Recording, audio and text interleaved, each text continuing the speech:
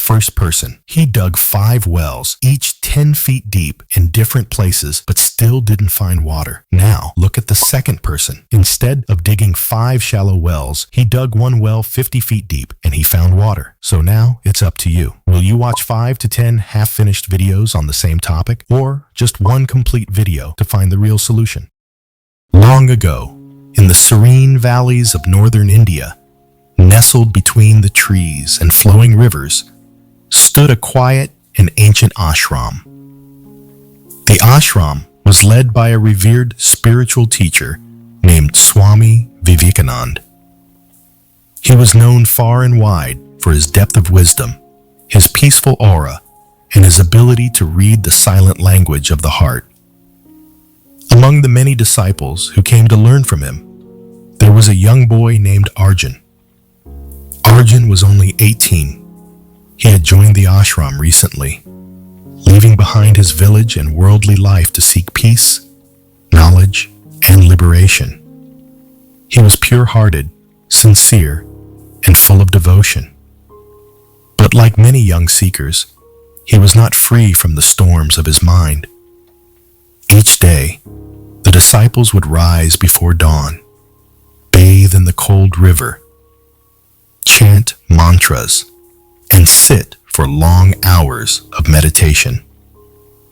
Life was simple, but Arjun's heart was not always still. One morning, Swami Vivekananda gave all his disciples a small task. They were to go into the nearby village, not for begging, but to offer blessings and help to the poor farmers, widows, and children in need. Arjun was excited. It was his first time stepping beyond the ashram walls in weeks. He reached the village and started helping an old woman carry water. As he passed by the well, his eyes fell on a young village girl named Leela. She was collecting water with her friends. Her laughter was soft, and her face was radiant in the morning sun. Arjun's breath caught for a moment. He looked away quickly and walked off, but something within him stirred.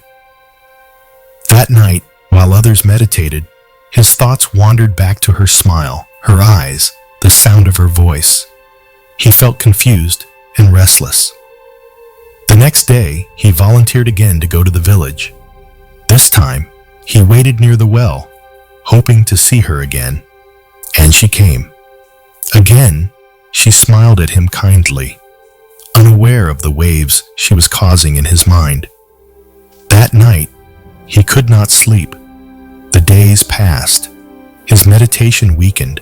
His chanting became distracted.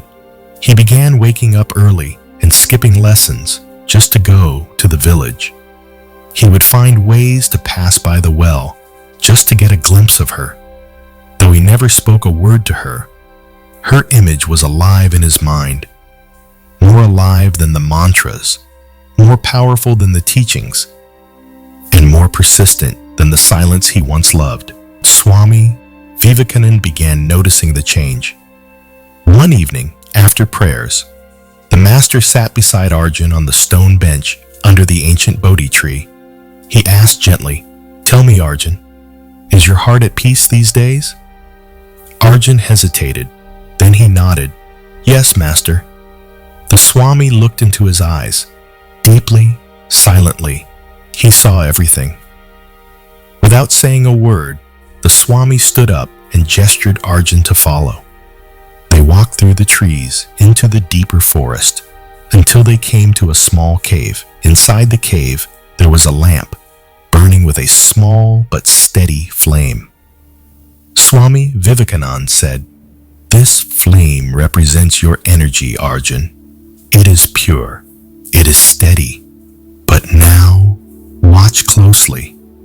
He dropped a single feather into the flame. It flickered, but survived. Then he dropped a handful of dry grass.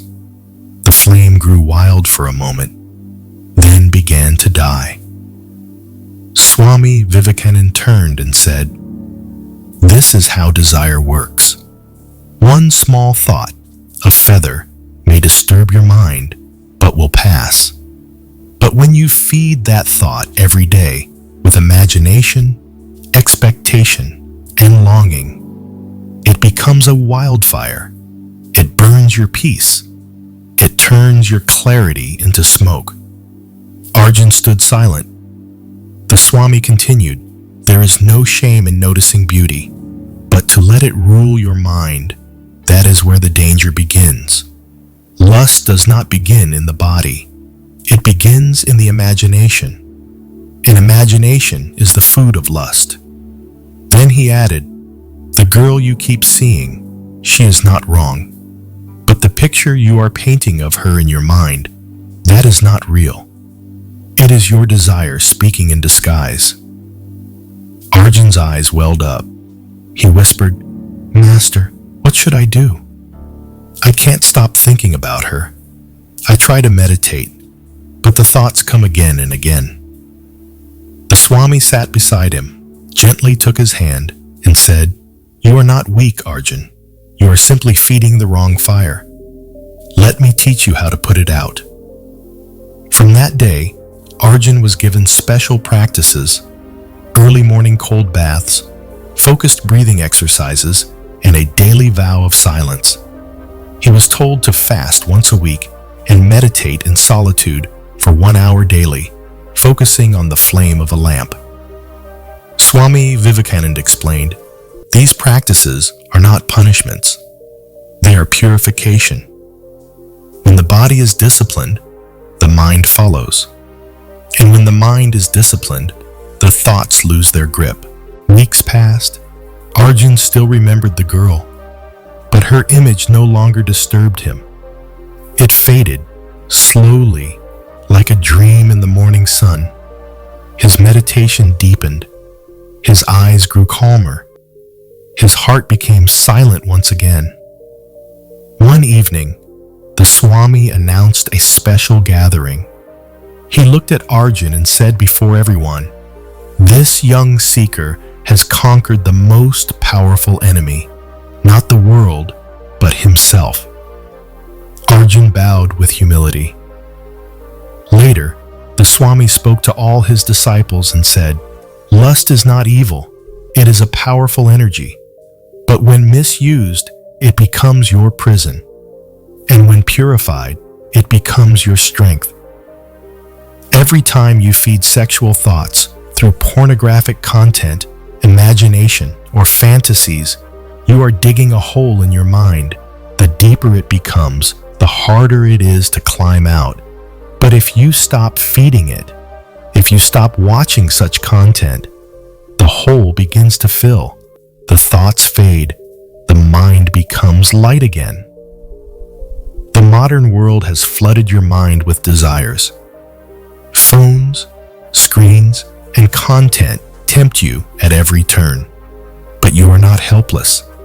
If you practice mind control, if you meditate daily, if you fill your mind with noble thoughts, you will rise above it all.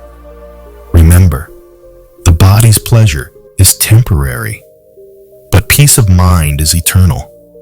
You were not born to be a slave of your thoughts. You were born to rise above them. And so, Arjun's story became an example. He went on to become a teacher, guiding other young seekers who struggled with the same storm.